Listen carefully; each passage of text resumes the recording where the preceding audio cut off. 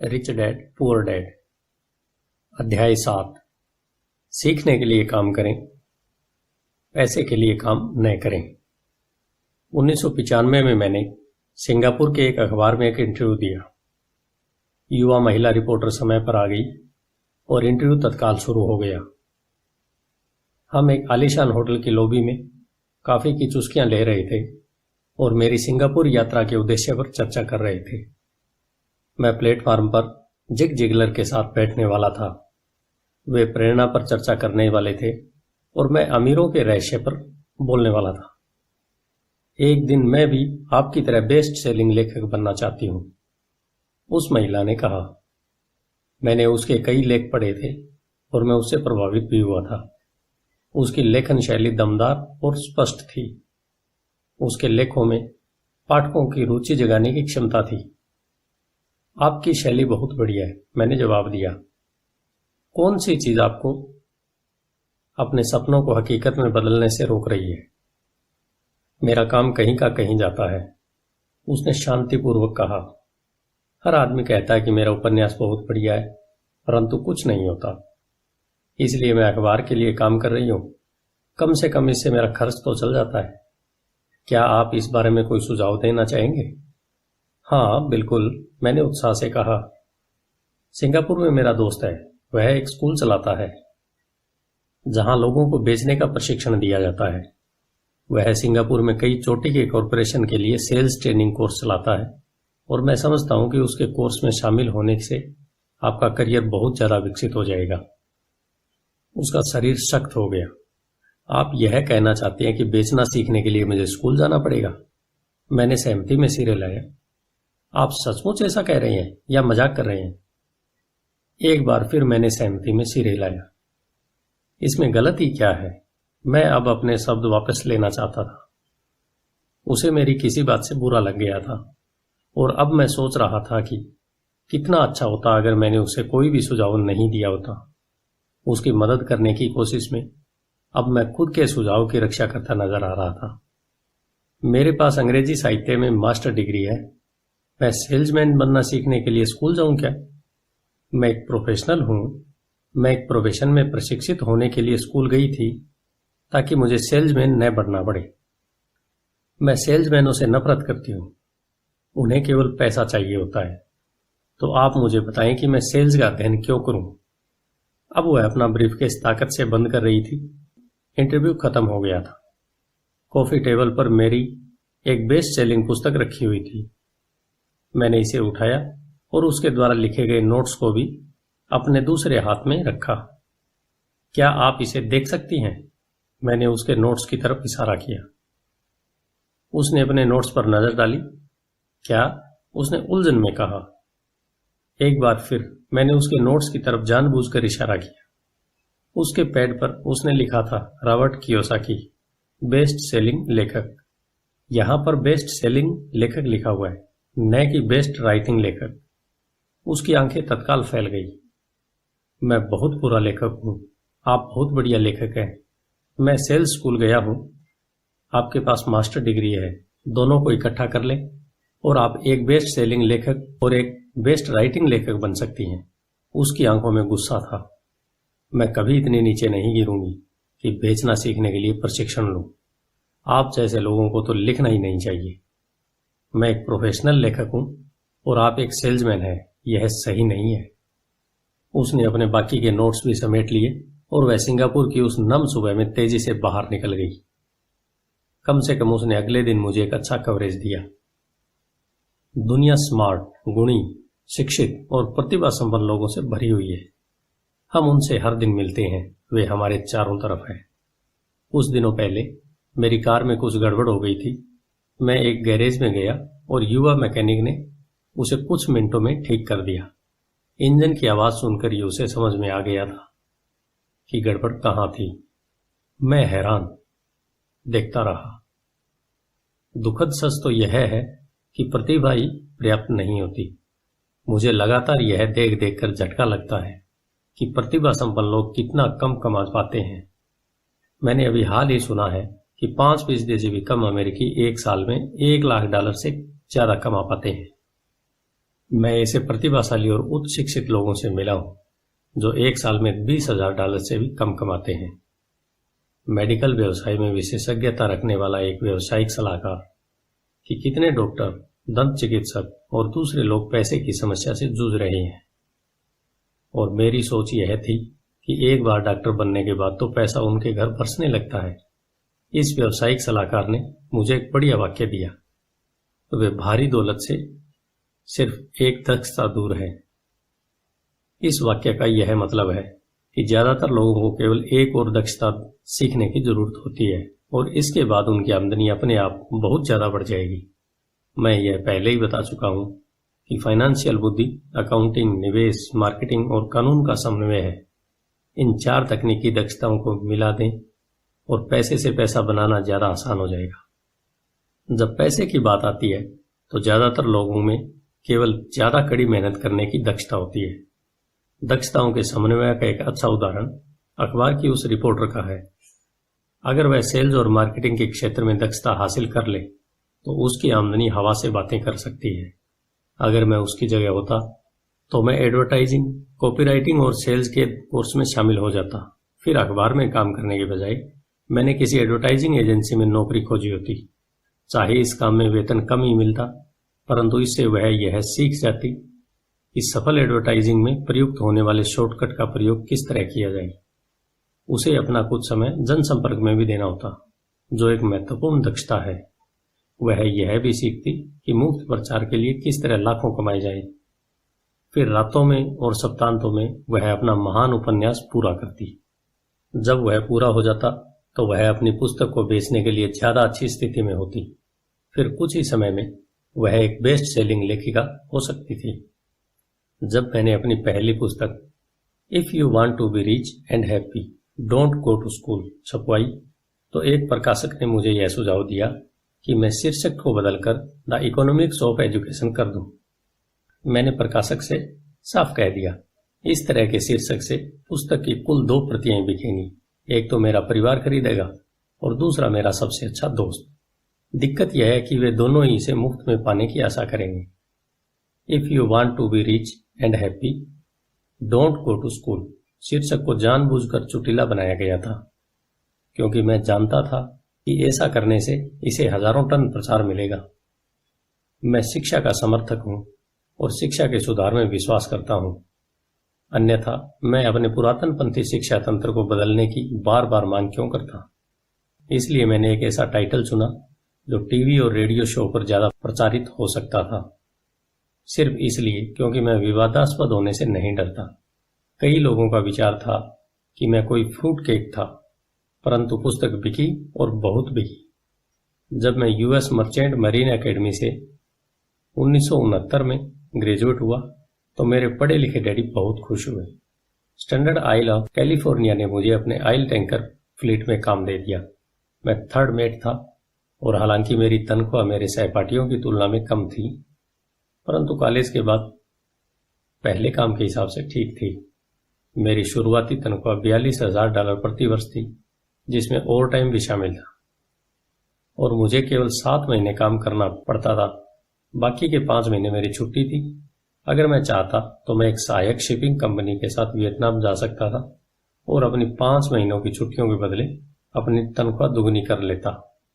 मेरे सामने एक बहुत बढ़िया करियर था, परंतु मैंने 6 महीने बाद ही इस्तीफा दे दिया और मरीन कार्प्स में भर्ती हो गया ताकि मैं हवाई जहाज उड़ाना सीख सकूं। मेरे पढ़े लिखे डैडी का दिल टूट गया। अमीर डैडी ने मुझे बधाइयां दी। स्कूल और नौकरी में विशेषज्ञता का विचार एक लोकप्रिय विचार है, यानी कि ज्यादा धन कमाने के लिए या प्रमोशन हासिल करने के लिए आपको विशेषज्ञता हासिल करने की जरूरत है। इसलिए मेडिकल डॉक्टर्स तत्काल बाल रोग विशेषज्ञ या अस्थि रोग विशेषज्ञ जैसी विशेषज्ञता हासिल करने में जुट जाते हैं। यही अकाउंटेंट्स, आर्किटेक्ट्स, वकीलों, पायलटों और बाकी लोगों के बारे में सही है। मेरे पढ़े लिखे डैडी इसी विचारधारा में विश्वास रखते थे, इसलिए वे डॉक्टरेट मिलने के बाद रोमांचित हो गए थे। वे अक्सर यह मानते थे कि स्कूल में ऐसे लोगों का सम्मान किया जाता है जो कम से कम चीजों के बारे में ज्यादा से ज्यादा पढ़ते हैं। अमीर डैडी मुझसे इसका ठीक उल्टा करने के लिए प्रोत्साहित करते थे। आपको हर चीज के बारे में थोड़ा थोड़ा पता होना चाहिए। यह उनका सुझाव था। इसलिए मैंने उनकी कंपनियों में कई विभागों में सालों तक काम किया। कुछ समय के लिए मैंने उनके अकाउंटिंग डिपार्टमेंट में काम किया। हालांकि मैं कभी अकाउंटेंट नहीं बन सकता था, परंतु वे चाहते थे कि मैं उस विभाग में रहकर उसके बारे में मोटी मोटी बातें समझ लूं। अमीर डैडी जानते थे कि मैं वहां की शब्दावली को पकड़ लूंगा और यह भी समझ लूंगा कि क्या महत्वपूर्ण था और क्या नहीं। मैं एक बस बॉय और कंस्ट्रक्शन वर्कर के रूप में भी काम कर चुका हूं, और सेल्स, रिजर्वेशन और मार्केटिंग में भी। वे मुझे और माइक को पीढ़ी दर पीढ़ी सिखा रहे थे। इसलिए वे चाहते थे कि हम लोग उनके बैंकर्स, वकीलों, अकाउंटेंट्स और ब्रोकर्स के साथ बैठकों में भाग लें। वे चाहते थे कि हम लोग उनके साम्राज्य के हर पहलू के बारे में थोड़ी बहुत जानकारी रखें। जब मैंने स्टैंडर्ड ऑयल की अच्छी तनख्वाह वाली नौकरी छोड़ी तो मेरे पढ़े लिखे डैडी ने मुझसे दिल खोलकर बातें की। उन्हें कुछ समझ में नहीं आ रहा था। वे मेरे निर्णय के पीछे के कारण को नहीं समझ पा रहे थे, क्योंकि जिस नौकरी से मैंने इस्तीफा दिया था उसमें तनख्वाह अच्छी थी, फायदे बहुत थे, खाली समय भी बहुत मिलता था और उसमें तनख्वाह और प्रमोशन के अच्छे अवसर थे। जब एक शाम को उन्होंने मुझसे पूछा, तुमने नौकरी क्यों छोड़ दी, तो मैं लाख कोशिश करने के बाद भी उन्हें इसका कारण नहीं समझा सका। मेरे तर्क उनके तर्क के दायरे में फिट नहीं हो पा रहे थे। समस्या यह थी कि मेरा तर्क मेरे अमीर डैडी का तर्क था। मेरे पढ़े लिखे डैडी के लिए नौकरी की सुरक्षा ही सब कुछ थी। मेरे अमीर डैडी के लिए सीखना ही सब कुछ था। मेरे पढ़े लिखे डैडी का विचार था कि मैं शिप का अफसर बनने के लिए शिक्षा ग्रहण करने स्कूल गया था। अमीर डैडी जानते थे कि मैं अंतर्राष्ट्रीय व्यापार के अध्ययन के लिए स्कूल गया था। तो एक विद्यार्थी की तरह मैं सुदूर पूर्व और साउथ पैसिफिक जाने वाले जहाजों पर, बड़े फ्रेट्स पर, ऑयल टैंकरों पर और यात्री जहाजों पर काम करता रहा। अमीर डैडी इस बात पर जोर देते थे कि वे यूरोप की तरफ जाने वाले जहाजों के बजाय प्रशांत महासागर पर अपना ध्यान केंद्रित करूं, क्योंकि भविष्य के देश एशिया में है, यूरोप में नहीं। जबकि मेरे ज्यादातर सहपाठी, जिसमें माइक भी शामिल था, अपने घरों पर पार्टी और मौज मस्ती करते थे, तब मैं Japan, Taiwan, Thailand, Singapore, Hong Kong, Vietnam, Korea, Tahiti, Samoa और फिलीपींस में व्यवसाय, लोगों, बिजनेस की शैलियों और संस्कृतियों का अध्ययन करता था। मैं भी पार्टी कर रहा होता, परंतु अपने घर पर नहीं। मेरा ज्ञान बहुत तेजी से बढ़ रहा था। पढ़े लिखे डैडी कभी नहीं समझ सके मैंने यह नौकरी क्यों छोड़ी और इसके बाद मरीन कार्प्स में क्यों शामिल हुआ। मैंने उन्हें बताया कि मैं जहाज उड़ाना सीखना चाहता हूं, परंतु वास्तव में मैं ट्रुप का नेता बनना सीखना चाहता था। अमीर डैडी ने मुझे बतला रखा था कि कंपनी चलाने का सबसे कठिन काम था लोगों से काम लेना। उन्होंने 3 साल तक सेना में काम किया था। मेरे पढ़े लिखे डैडी ने कभी ऐसा नहीं किया था। अमीर डैडी ने मुझे बताया कि खतरनाक परिस्थितियों में किस तरह लोगों का नेतृत्व किया जाए। तुम्हें जो अगली चीज सीखनी चाहिए वह है नेतृत्व। उन्होंने कहा, अगर आप एक अच्छे नेता नहीं हैं तो आप पर पीछे से गोलियां चलाई जा सकती है, जैसा बिजनेस में किया जाता है। वियतनाम से 1973 में लौटने पर मैंने कमीशन से इस्तीफा दे दिया। हालांकि मैं हवाई जहाज उड़ाना पसंद करता था। मैं जेरॉक्स कंपनी में काम करने लगा। मैंने इसमें एक वजह से नौकरी की थी और नौकरी के फायदे वह वजह नहीं थी। मैं एक शर्मीला आदमी था और बेचने का विचार मुझे दुनिया का सबसे डरावना विषय लगता था। जेरॉक्स अमेरिका में सेल्स ट्रेनिंग प्रोग्राम में बहुत बढ़िया कंपनी मानी जाती थी। अमीर डैडी को मुझ पर गर्व था। मेरे पढ़े लिखे डैडी को मुझ पर शर्म आती थी। एक बुद्धिजीवी होने के नाते वे सोचते थे कि सेल्समैन उनके निचले स्तर के होते हैं। मैंने जेरॉक्स में 4 साल तक काम किया, जब तक कि मुझे दरवाजे खटखटाने और अस्वीकार कर दिए जाने के डर से मुक्ति नहीं मिल गई। एक बार मैं विक्रय में चोटी के 5 लोगों में लगातार आने लगा तो मैंने एक बार फिर इस्तीफा दे दिया और आगे बढ़ गया। एक बार फिर मैंने एक अच्छी खासी कंपनी के साथ अपना बढ़िया करियर छोड़ दिया था। 1977 में मैंने अपनी पहली कंपनी खोली। अमीर डैडी ने मुझे और माइक को कंपनियां चलाने का प्रशिक्षण दे रखा था, तो अब मुझे उन्हें स्थापित करना ही सीखना था। मेरा पहला उत्पाद था नायलॉन और वेलक्रो का वॉलेट, जो फार ईस्ट में बनता था। और समुद्री जहाज से न्यूयॉर्क में एक वेयर हाउस तक आता था। मेरी औपचारिक शिक्षा पूरी हो चुकी थी और अब मेरे पंखों की मजबूती की परीक्षा का समय आ गया था। अगर अब मैं असफल होता तो मैं दिवालिया हो गया होता। अमीर डैडी का मानना था कि 30 साल से पहले दिवालिया होना सबसे अच्छा होता है, आपके पास संभलने का मौका होता है। उनकी सलाह थी। मेरे 30वें जन्मदिन की शाम को मेरा पहला शिपमेंट कोरिया से न्यूयॉर्क के लिए रवाना हुआ।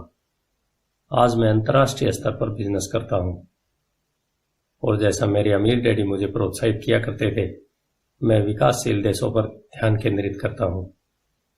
आज मेरी निवेश कंपनी दक्षिण अमेरिका, एशिया, नॉर्वे और रूस में निवेश करती है। एक कहावत है, जॉब एक संक्षिप्त रूप है जस्ट ओवर ब्रोक का, और दुर्भाग्य से यह करोड़ों लोगों के लिए सही साबित होता है, क्योंकि स्कूल यह नहीं समझता कि फाइनेंशियल बुद्धि भी बुद्धि का एक रूप है। इसलिए ज्यादातर कर्मचारी या मजदूर अपने साधनों के भीतर रह रहे हैं। वे मेहनत करते हैं और अपने बिल चुकाते हैं। एक और डरावनी मैनेजमेंट थ्योरी है, काम करने वाले इसलिए कड़ी मेहनत करते हैं ताकि उन्हें नौकरी से न निकाला जाए, और मालिक उन्हें केवल इतना देते हैं ताकि काम करने वाले छोड़कर न चले जाएं। और अगर आप ज्यादातर कंपनियों की तनख्वाहें देखें तो आप पाएंगे कि इस बात में थोड़ी बहुत सच्चाई तो है। इसका कुल परिणाम यह होता है कि ज्यादातर कर्मचारी आगे नहीं बढ़ पाते। वे वही करते हैं जो उन्हें सिखाया जाता है। सुरक्षित नौकरी खोज लो। ज्यादातर काम करने वाले कम समय के पुरस्कारों जैसे वेतन और दूसरे फायदों के लिए काम करते हैं, परंतु दीर्घकालीन दृष्टि से यह उनके लिए घाटे का सौदा साबित होता है। इसके बजाय मैं युवा लोगों को यही सलाह दूंगा कि नौकरी खोजते समय वे इस बात का ध्यान दें कि वे कितना कमा रहे हैं, और इस बात पर भी ज्यादा ध्यान दें कि वे कितना सीख रहे हैं। रास्ते पर आगे की तरफ देखकर यह तय करें कि किसी खास प्रोफेशन को चुनने के पहले और चूहा दौड़ में फंसने से पहले वे कितनी दक्षताओं में पारंगत होना चाहते हैं। एक बार लोग बिल चुकाने की आजीवन प्रक्रिया में फंस जाते हैं तो वे छोटे हैमस्टर्स की तरह धातु के छोटे पहियों के चारों तरफ घूमते रहते हैं। उनके छोटे पैर तेजी से घूमते हैं, पहिए की तेजी से घूमते हैं, परंतु आने वाले कल में भी वे उसी पिंजरे में रहेंगे, नौकरी। जेरी मैगवायर नाम की फिल्म में टॉम क्रूज का बहुत बढ़िया रोल था और इस फिल्म में कई बहुत जोरदार संवाद थे। शायद सबसे यादगार लाइन थी, मुझे पैसा दिखाओ, परंतु एक और लाइन थी जो मेरे हिसाब से ज्यादा सच्ची थी। यह उस दृश्य में थी जहां टॉम क्रूज फर्म छोड़कर जा रहा है। उसे नौकरी से निकाल दिया गया है और वह पूरी कंपनी से पूछता है, मेरे साथ कौन आना चाहता है? और सब लोग मौन और स्तब्ध हैं। केवल एक औरत बोलती है, मैं आना तो चाहती हूं, परंतु मेरा 3 महीने में प्रमोशन होने वाला है। यह वाक्य शायद पूरी फिल्म का सबसे सच्चा वाक्य है। यह उस तरह का वक्तव्य है जो बिल चुकाने के लिए मेहनत करने वाले लोग हमेशा इस्तेमाल करते हैं। मैं जानता हूं कि मेरे पढ़े लिखे डैडी हर साल तनख्वाह बढ़ने की आशा लगाए रखते हैं और हर साल उन्हें निराशा होती थी। इसलिए वे फिर से स्कूल जाकर और ज्यादा योग्यताएं हासिल करते थे ताकि उन्हें एक और वेतन वृद्धि मिल सके, परंतु एक बार फिर उन्हें निराशा ही हाथ लगती थी। मैं अक्सर लोगों को यह सवाल पूछता हूं, रोजमर्रा की यह गतिविधि आपको कहां ले जा रही है? छोटे हैमस्टर की तरह लोगों को यह देखना चाहिए कि उनकी कड़ी मेहनत का नतीजा क्या निकल रहा है, उनका भविष्य कैसा होगा। Cyril Brickfield, the American Association of Retired Peoples के भूतपूर्व एग्जीक्यूटिव डायरेक्टर का कहना है कि प्राइवेट पेंशन की हालत बहुत खराब है। पहली बात तो यह है कि आज काम करने वालों में से 50% को कोई पेंशन नहीं मिलेगी। इसी बात से चिंता होना चाहिए। और बाकी बचे 50% में से 75 से 80% लोगों को नाम मात्र की पेंशन मिलेगी, जो $55 या $150 या $300 प्रति माह होगी। अपनी पुस्तक द रिटायरमेंट मिथ में क्रैग ए स्कारपेल लिखते हैं, मैं एक बड़ी राष्ट्रीय पेंशन सलाहकार फर्म के मुख्यालय में गया और मैनेजिंग डायरेक्टर से पूछा, जिसकी विशेषज्ञता बढ़िया रिटायरमेंट योजनाएं तैयार करने में थी। जब मैंने उनसे पूछा कि छोटे ऑफिसों में काम करने वाले लोगों को पेंशन से कितनी आमदनी की उम्मीद करनी चाहिए, तो उसने विश्वास भरी मुस्कुराहट के साथ कहा, सिल्वर बुलेट, सिल्वर बुलेट का क्या मतलब होता है, मैंने पूछा। उसने अपने कंधे उचकाए। अगर बुजुर्गों को लगता है कि बुढ़ापे में उनके पास जिंदा रहने के लिए पर्याप्त धन नहीं है तो वे अपने आप को गोली मार सकते हैं। कार्पेल इसके बाद पुराने रिटायरमेंट प्लान को ज्यादा खतरनाक नए 401G प्लान के अंतर को स्पष्ट करते हैं। ज्यादातर काम करने वालों के लिए यह कोई सुखद तस्वीर नहीं है, और यह तो हुई रिटायरमेंट की बात। जब इस तस्वीर में मेडिकल फीस और दीर्घकालीन नर्सिंग होम सुविधा को जोड़ा जाता है तो तस्वीर डरावनी हो जाती है। उनकी 1995 की पुस्तक में वे बताते हैं कि नर्सिंग होम की फीस $30,000 प्रति साल से $1,25,000 प्रति वर्ष है। वे अपने इलाके के साफ सुथरे परंतु साधारण नर्सिंग होम में गए और उन्होंने 1995 में कीमत को $88,000 पाया। आज भी समाजवादी चिकित्सा वाले देशों के कई अस्पतालों में कई कड़े फैसले लेने होते हैं, जैसे कौन जिएगा और कौन मरेगा। वे यह फैसले विशुद्ध रूप से इस आधार पर लेते हैं कि उनके पास कितना पैसा है और मरीज कितने वृद्ध हैं। अगर मरीज वृद्ध है तो वे अक्सर मेडिकल केयर अपेक्षाकृत युवा आदमी को दे देते हैं। बूढ़ा गरीब मरीज लाइन में सबसे पीछे खड़ा रहता है। तो जिस तरह अमीर लोग बेहतर शिक्षा हासिल कर सकते हैं, उसी तरह अमीर लोग अपने आप को जिंदा भी रख सकते हैं, जबकि जिनके पास दौलत नहीं है वे मर जाएंगे। तो मैं हैरान हो जाता हूं कि क्या कर्मचारी भविष्य में देख पा रहे हैं, या उनकी भविष्य की दृष्टि केवल उनकी अगली तनख्वाह तक ही जाती है और वे अपने आप से कभी दूरगामी भविष्य के बारे में सवाल ही नहीं करते। जब मैं ज्यादा पैसा कमाने की इच्छा रखने वाले वयस्कों के सामने बोलता हूं तो मैं हमेशा एक ही चीज की सलाह देता हूं। मैं यह सुझाव देता हूं कि वे अपने जीवन के बारे में एक लंबा दृष्टिकोण रखें, केवल पैसे और सुरक्षा के लिए काम करने की बजाय, जो हालांकि महत्वपूर्ण है। मैं सुझाव देता हूं कि वे एक और काम करने लगें जो उन्हें एक और दक्षता सिखा दे। अगर वे सेल्स तकनीक सीखना चाहते हैं तो अक्सर मैं उनसे किसी नेटवर्क मार्केटिंग में शामिल हो जाने के लिए कहता हूं, जिसे मल्टी लेवल मार्केटिंग भी कहा जाता है। इनमें से कुछ कंपनियों के प्रशिक्षण कार्यक्रम बहुत बढ़िया होते हैं, जो लोगों के मन से झिझक और असफलता का डर निकाल देते हैं, जो लोगों के असफल होने का मुख्य कारण होते हैं। लंबे समय में शिक्षा धन से ज्यादा मूल्यवान है। जब मैं यह सुझाव देता हूं तो अक्सर लोगों की प्रतिक्रिया होती है, पर इसमें बहुत झंझट है, या मैं केवल वही करना चाहता हूं जिसमें मेरी रुचि है। इसमें बहुत झंझट है कि जवाब मैं पूछता हूं तो आप जिंदगी भर सिर्फ इसलिए काम करते रहेंगे ताकि आपकी आय में से 50% आप सरकार को दे देंगे। दूसरे वक्तव्य, मैं केवल वही करना चाहता हूं जिसमें मेरी रुचि है, कि जवाब मैं कहता हूं मैं जिम जाने में बिल्कुल रुचि नहीं रखता, परंतु मैं वहां इसलिए जाता हूं ताकि मैं ज्यादा फिट हो सकूं और ज्यादा समय तक जिंदा रह सकूं। दुर्भाग्य से उस पुरानी कहावत में कुछ सच्चाई है। आप एक बूढ़े कुत्ते को नई चालबाजी नहीं सिखा सकते। जब तक कोई आदमी बदलने के लिए तैयार न हो, बदलना बहुत कठिन होता है। परंतु उन लोगों के लिए जो कुछ नया सीखने के विचार से प्रेरित हो जाते हैं और दोहराए पर खड़े हैं, मेरा सुझाव यही है, जिंदगी बहुत हद तक जिम जाने की ही तरह है। इसमें सबसे दर्द भरा हिस्सा वहां जाने का फैसला लेना है। एक बार आप यह फैसला कर लेते हैं तो बाकी सब आसान हो जाता है। ऐसे कई दिन आई जब मैं जिम जाने के नाम से कांप जाता हूं, परंतु एक बार मैं वहां पहुंच जाता हूं तो काम शुरू कर देता हूं और मुझे इसमें मजा आने लगता है। जब मैं वहां से निकलता हूं तो मुझे हमेशा खुशी होती है कि मैं वहां गया था। अगर आप कुछ नया सीखने के प्रति अनिच्छुक हों और इसके बजाय आप अपने क्षेत्र में बहुत विशेषज्ञता हासिल करने पर जोर देते हो, तो यह सुनिश्चित कर लेंगे जिस कंपनी के लिए आप काम करते हैं वहां यूनियन हो। लेबर यूनियनें विशेषज्ञों की रक्षा के लिए बनाई जाती हैं। मेरे पढ़े लिखे डैडी जब गवर्नर की कृपा दृष्टि से दूर हो गई तो वे हवाई में टीचर्स यूनियन के अध्यक्ष हो गई। उन्होंने मुझे बताया कि यह उनके द्वारा किया गया सबसे कठिन काम था। मेरे अमीर डैडी ने दूसरी और जिंदगी भर यह कोशिश की कि उनकी कंपनियों में यूनियन न बन पाई। वे सफल हुए। हालांकि यूनियन काफी करीब आ गई थी, परंतु अमीर डैडी हमेशा उन्हें दूर रखने में कामयाब हो जाते थे। व्यक्तिगत रूप से मैं किसी का पक्ष नहीं लेता, क्योंकि मुझे दोनों ही बातों में फायदे दिखते हैं और उनकी जरूरत दिखती है। अगर आप स्कूल द्वारा सुझाए रास्ते पर चलते हैं, उच्च विशेषज्ञता हासिल करते हैं, तो फिर आप यूनियन की सुरक्षा में चले जाएं। उदाहरण के लिए, अगर मैं अपने हवाई जहाज उड़ाने के करियर में गया होता तो मैंने ऐसी कंपनी पसंद की होती जिसकी पायलट यूनियन बहुत तगड़ी होती। क्यों?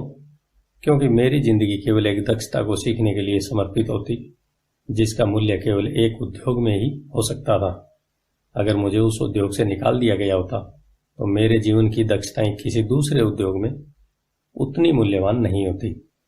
अगर किसी वरिष्ठ पायलट को निकाल दिया जाए जिसके पास हवाई उड़ान का 1 लाख घंटे का अनुभव हो और जो हर साल $1.5 लाख कमा रहा हो, तो उसे स्कूल टीचिंग में इतनी ज्यादा कमाई वाला बराबरी का काम ढूंढने में बहुत दिक्कत आएगी। दक्षताएं एक उद्योग से दूसरे उद्योग में ट्रांसफर नहीं होती, क्योंकि एयरलाइन उद्योग में जिन दक्षताओं की जरूरत होती है और जिसके लिए पायलटों को ज्यादा वेतन दिया जाता है, वे स्कूल सिस्टम में उतनी महत्वपूर्ण नहीं होती। आज डॉक्टरों के लिए भी यही सही है। चिकित्सा के क्षेत्र में इतने परिवर्तन हो रहे हैं। कई मेडिकल विशेषज्ञ मेडिकल संगठनों जैसे MHO से जुड़ना पसंद करते हैं। स्कूल के शिक्षकों को यूनियन का सदस्य होना पड़ता है। आज अमेरिका में टीचर्स की यूनियन सबसे बड़ी और अमीर लेबर यूनियन है। ENA यानी नेशनल एजुकेशन एसोसिएशन के पास बहुत ज्यादा राजनीतिक प्रभाव है। शिक्षकों को अपनी यूनियन की सुरक्षा की बहुत जरूरत होती है, क्योंकि शिक्षा के बाहर उनकी दक्षताओं का मूल्य अपेक्षाकृत काफी कम होता है। तो नियम यह है, उच्च विशेषज्ञता हासिल करो और यूनियन बना लो। स्मार्ट लोग यही करते हैं। जब मैं अपनी कक्षा में पूछता हूं, आप में से कितने मैकडोनाल्ड से अच्छा हैमबर्ग बना लेते हैं, तो लगभग सभी विद्यार्थी अपने हाथ खड़े कर देते हैं। मैं फिर पूछता हूं, अगर आप में से ज्यादातर बेहतर हैमबर्ग बना लेते हैं, तो ऐसा क्यों होता है कि मैकडोनाल्ड्स आपसे ज्यादा पैसा बना लेते हैं? जवाब साफ है, मैकडोनाल्ड बिजनेस सिस्टम में आपसे अच्छा है। ज्यादातर प्रतिभाशाली लोग सिर्फ इसलिए गरीब होते हैं क्योंकि वे अपना सारा ध्यान बेहतर हैमबर्ग बनाने में लगाते हैं और बिजनेस सिस्टम के बारे में कुछ नहीं जानते। हवाई में मेरा एक दोस्त है जो एक महान कलाकार है। वह काफी पैसा कमा लेता है। एक दिन उसकी माँ के वकील ने उसे बताया कि उसने अपने पुत्र के नाम पर $35,000 छोड़े हैं। यह रकम सरकार और वकीलों द्वारा अपना हिस्सा लेने के बाद बची थी। तत्काल उसने इस पैसे से विज्ञापन करके अपने व्यवसाय को बढ़ाने की सोची। 2 महीने बाद उसका पहला पूरे पेज का विज्ञापन 4 रंगों में एक महंगी पत्रिका में प्रकाशित हुआ, जिसके पाठक बहुत अमीर लोग थे। यह विज्ञापन 3 महीने तक चला। उसे विज्ञापन के प्रत्युत्तर में कोई जवाब नहीं मिला और उसकी सारी पूंजी इस विज्ञापन में खत्म हो गई। अब वह पत्रिका पर दावा ठोकना चाहता था। यह एक ऐसे आदमी का सामान्य उदाहरण है जो एक बेहतरीन हैमबर्ग बना सकता है, परंतु बिजनेस की बिल्कुल समझ नहीं रखता है। जब मैंने उससे पूछा कि उसने क्या सीखा, तो उसका जवाब केवल यही था कि विज्ञापन करने वाले लोग धोखेबाज होते हैं। मैंने फिर उससे पूछा कि क्या यह सेल्स में या डायरेक्ट मार्केटिंग में कोई कोर्स करना चाहता है, तो उसका जवाब था, मेरे पास समय नहीं है और मैं अपना पैसा बर्बाद नहीं करना चाहता। दुनिया प्रतिभा संपन्न गरीब लोगों से भरी पड़ी है। अक्सर वे या तो गरीब हैं या फिर पैसे की समस्या से जूझ रहे हैं या अपनी दक्षताओं से कम पैसा कमा रहे हैं। और इसका बेहतरीन उदाहरण और इसका जिम्मेदार उनके ज्ञान का विषय नहीं है, बल्कि उनका ज्ञान है।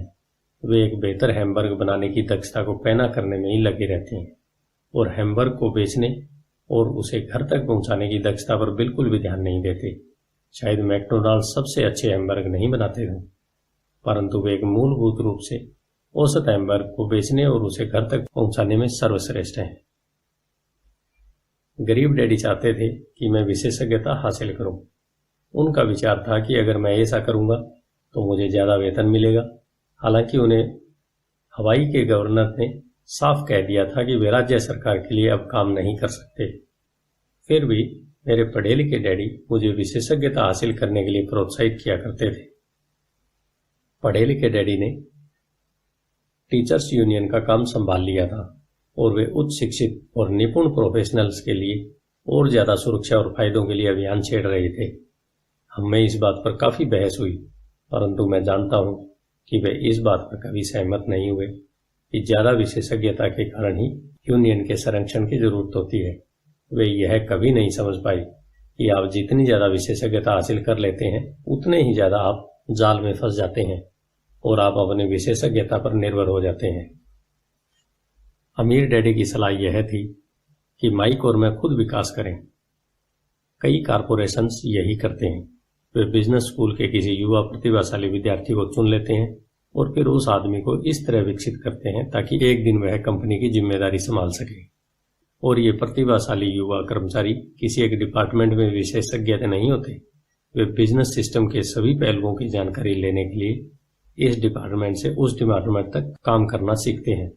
अमीर लोग अक्सर अपने बच्चों या दूसरों के बच्चों को इसी तरह विकसित करते हैं। ऐसा करने से उनके बच्चों को बिजनेस की पूरी प्रक्रिया अच्छी तरह समझ में आ जाती है और वे यह भी समझ जाते हैं कि किस तरह विभिन्न डिपार्टमेंट्स में तालमेल होता है। दूसरे विश्व युद्ध की पीढ़ी में एक कंपनी से दूसरी कंपनी में जाना बुरा समझा जाता था।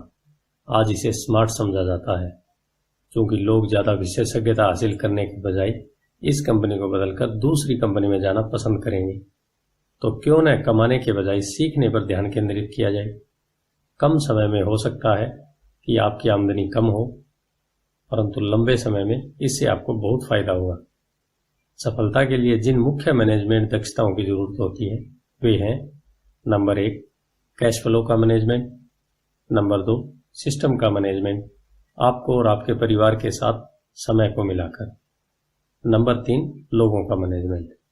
सबसे महत्वपूर्ण विशेषज्ञ दक्षताएं सेल्स और मार्केटिंग की समझ है। बेचने की योग्यता ही व्यक्तिगत सफलता की आधारभूत कुशलता है। इसलिए आपको दूसरे आदमी के साथ संप्रेषण में कुशल होना चाहिए, चाहे वह कोई ग्राहक हो, कर्मचारी हो, बॉस हो, पत्नी हो या बच्चे हो। कम्युनिकेशन स्किल जैसे लिखना, बोलना और सौदेबाजी करना सफल जीवन के लिए बहुत जरूरी है। यह एक ऐसी कला है जिस पर मैं लगातार मेहनत करता हूं और अपने ज्ञान को बढ़ाने के लिए पाठ्यक्रमों में भाग लेता हूं या शैक्षणिक टेप खरीदता रहता हूं। जैसा कि मैंने बताया, मेरे पढ़े लिखे डैडी ने जितनी ज्यादा मेहनत की वे उतने ही ज्यादा काबिल बने। उन्होंने जितनी ज्यादा विशेषज्ञता हासिल की वे उतने ही ज्यादा फंसते चले गए। हालांकि उनकी तनख्वाह बढ़ी, परंतु उनके विकल्प कम होते चले गए। जब उन्हें सरकारी नौकरी से हटा दिया गया तभी उन्हें पता चला कि वे व्यवसाय की दृष्टि से कितने जोखिम में थे। यह तो उसी तरह का मामला हो गया जैसे प्रोफेशनल एथलीट को अचानक चोट लग जाए या वह खेलने के लिए ज्यादा बूढ़ा हो जाए। उनकी ऊंची तनख्वाह वाली स्थिति चली जाती है और वे अपनी सीमित दक्षताओं के सहारे जीवन यापन करते हैं। मैं सोचता हूं कि इसलिए मेरे पढ़े लिखे डैडी बाद में यूनियनों के इतने समर्थक बन गए थे। उन्होंने यह महसूस कर लिया था कि यूनियन ने उन्हें कितना ज्यादा फायदा दिलाया होता। अमीर डैडी माइक और मुझे सभी चीजों के बारे में थोड़ी थोड़ी जानकारी रखने के लिए प्रोत्साहित करते थे। वे हमें ऐसे लोगों के साथ काम करने के लिए प्रेरित करते थे जो हमसे ज्यादा स्मार्ट थे, और वे हमसे यह भी चाहते थे कि हम स्मार्ट लोगों से एक टीम के रूप में काम करवाएं। आज इसे व्यावसायिक विशेषज्ञताओं का समन्वय कहा जाएगा।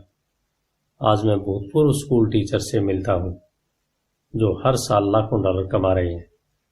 वे इतना ज्यादा इसलिए कमा रहे हैं क्योंकि उनके पास अपने क्षेत्र की विशेषज्ञ दक्षताओं के अलावा भी दक्षताएं हैं। वे सिखा भी सकते हैं और बेच भी सकते हैं और मार्केटिंग भी कर सकते हैं। बेचने और मार्केटिंग की दक्षताएं ज्यादातर लोगों को इसलिए कठिन लगती है क्योंकि उनमें नकारे जाने या अस्वीकार किए जाने का डर होता है। आप संप्रेषण, सौदेबाजी और अपने नकारे जाने के डर का सामना करने में जितने बेहतर होंगे, आपके लिए जिंदगी उतनी ही आसान होगी। जिस तरह मैंने अखबार की लेखिका को सलाह दी थी जो बेस्ट सेलिंग लेखिका बनना चाहती थी, मैं किसी को भी वही सलाह देना चाहूंगा। तकनीकी रूप से विशेषज्ञता हासिल करने के कुछ मजबूत पहलू होते हैं और कुछ कमजोर पहलू होते हैं।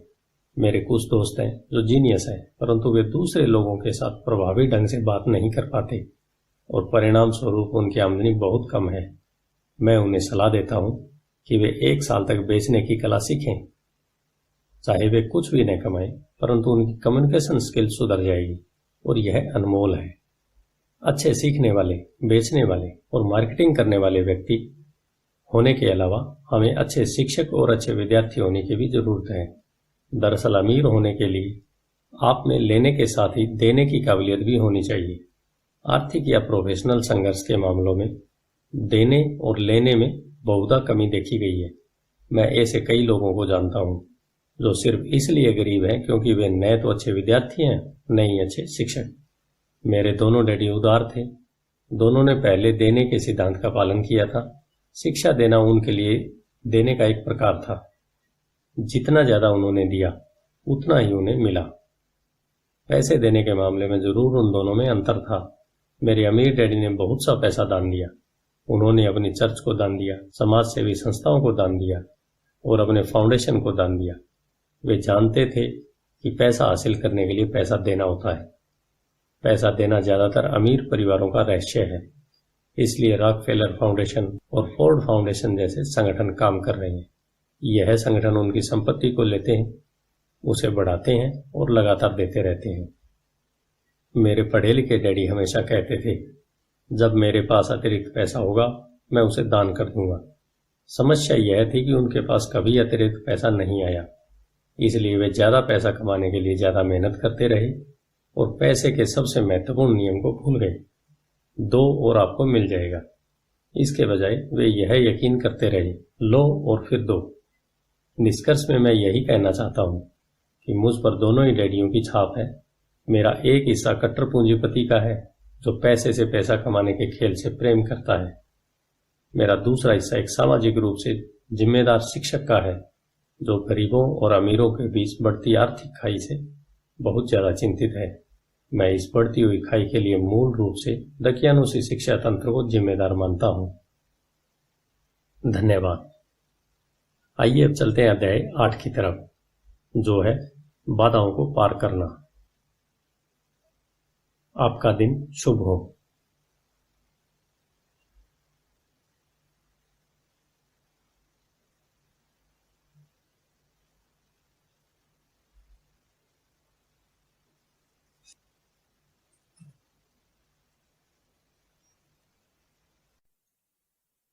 रिच डैड पुअर डैड, अध्याय 8, बाधाओं को पार करना। एक बार लोग अध्ययन कर लें